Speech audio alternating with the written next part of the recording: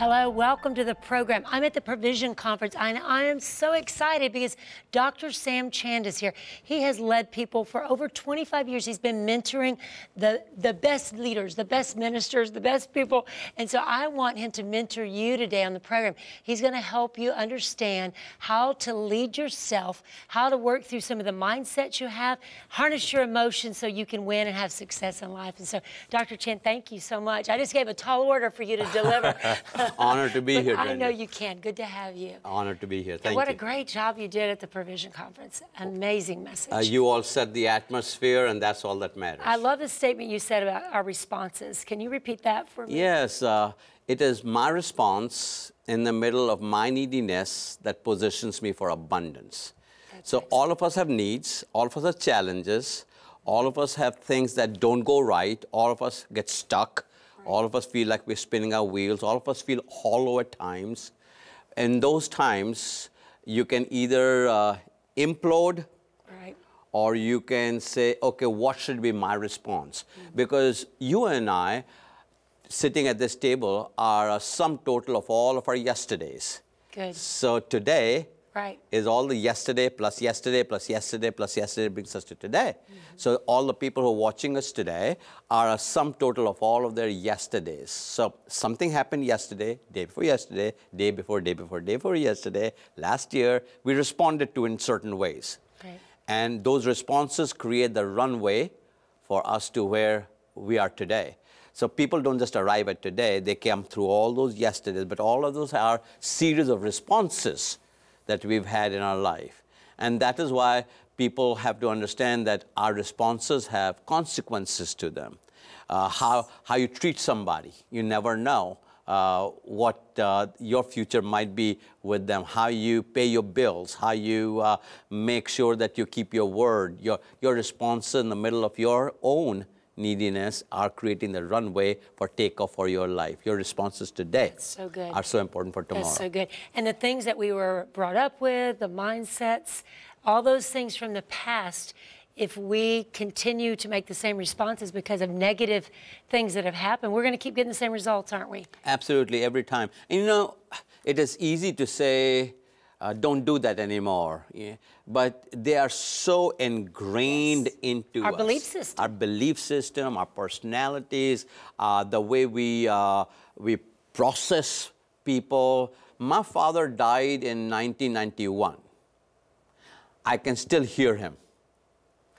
My mother died in 1982. I can still hear her. And I'm not saying that in a negative way. Right. I'm just saying that those voices don't go away. Yes. And they impact your way you think about money, yes, the way you think about relationships, marriage. All these things we're brought up with in the past have programmed us.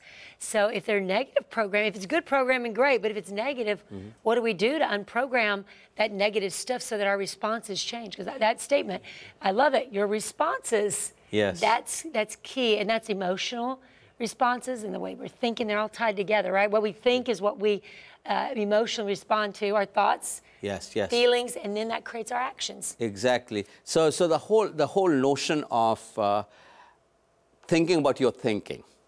Let me say that again. Yes. Thinking about your thinking. The Bible says that a man thinks in his heart, so is he. So how you think about your thoughts. You know, you've seen people and said, what were they thinking? Well, I want to submit they were not thinking. They were responding out of programming, right? That's right. That way, just an auto. And if you're an auto, you're going to keep, like you said earlier, keep getting the same results. If you want different results, you got to do things differently. But before you do things differently, you got to think differently. And if you don't think differently about how you think, it's a stinking thinking. Sure. You know, that gets in the way. Right. But I have known this much in my life. Thinking positively takes work. And thinking positively has to be intentional. Thinking negative comes to me just like that.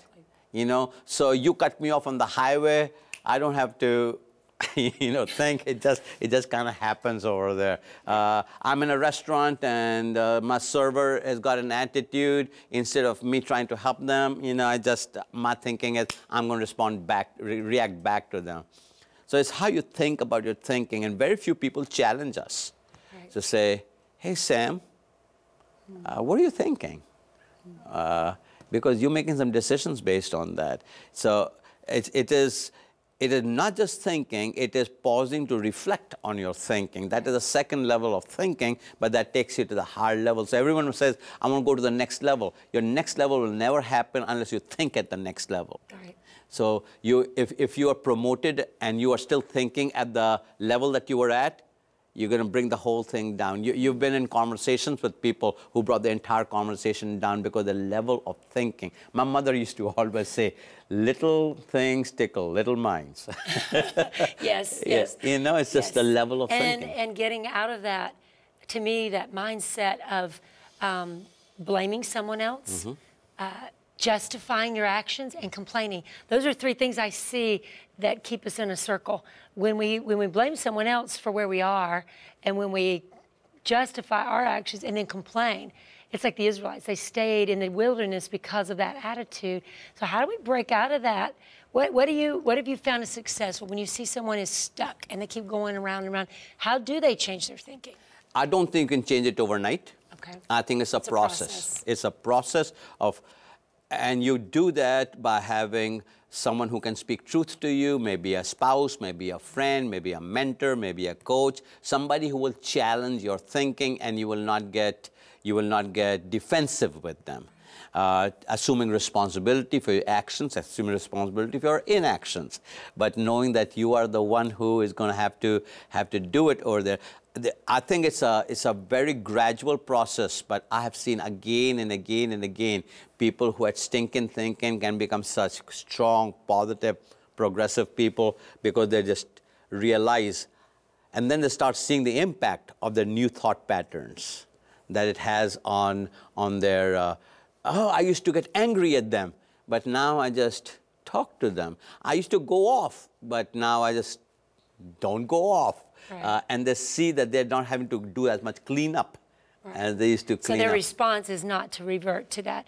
That's right. Fear or anxiety or rejection and lash out at the person. Yeah. And live in the moment. People become more consequential. They understand that every action, every reaction, every response, every thought has consequences to it. So once you start saying, hey, everything I do has consequences. I'm married to my wife, Brenda. Every action, every inaction, every responsibility, irresponsibility has consequences to it. I mean, that's what life is. So once we start seeing that my thinking affects my consequences, and you think about consequential thinking, now you start saying, okay, I have to be at a different place. I have seen people who got promoted and could not keep their promotion because they didn't take the thinking up with them. I've seen people who got married but kept the single thinking, didn't change thinking covenant. That's right.